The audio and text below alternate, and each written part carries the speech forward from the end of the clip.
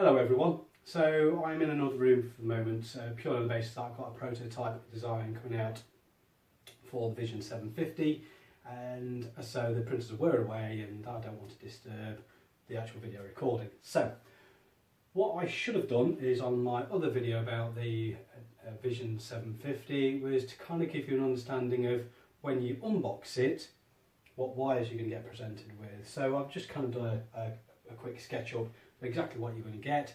And on top of that, I do have a kind of a teardown video that I'm going to edit. It's a bit confusing at the moment because I've had to flip between using the computer, using my phone, I need to edit it all and so on. So that'll take a little while longer.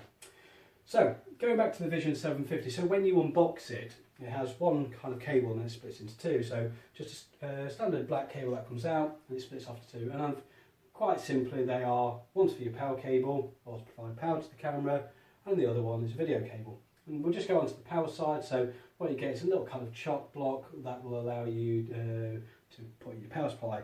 Now it's 5 volts, so we're going to have to put a kind of voltage dropper in if you're going to be wanting to keep these wires, but I've kind of covered that in my squiggly wiring diagram, but I've also done a more comprehensive overview of what to expect on my website, so I'll put a link in the bottom, the wiring diagram. I think it's quite straightforward to follow, but again, always any comments, just let me know and I can always respond back.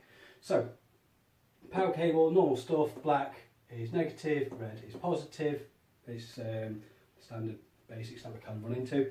The only difference with the that did come across is the video cable. Now, out of all the kits that I've built over the years, I've only really kind of come across yellow and white as separate cables. Yellow has always been deemed as video, white has always been deemed as audio. Now, this one's a bit different because they put a white cable in for whatever reason, and so white is video in this instance. It's just to bear in mind, if you are wanting to try and build in any form of audio recording or anything like that, just be mindful that white in this instance is for your video feed. Now you could, if you wish, use your 4-pole jack.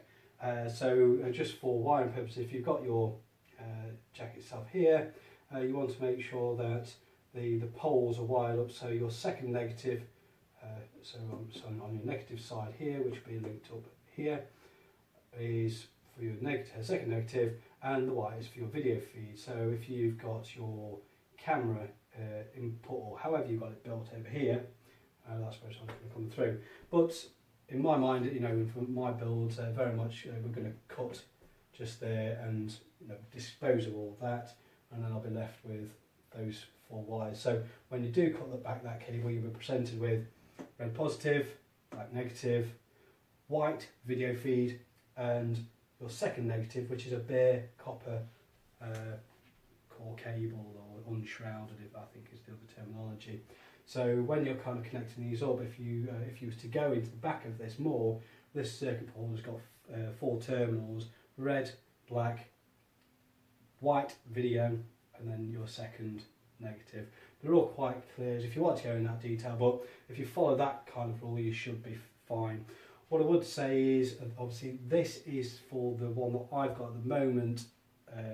If you wanted to be totally sure, you can pop the back off that with a little bit of pulling. It's not too, you don't want to really tear apart, but a little bit of pull and it'll come apart nicely.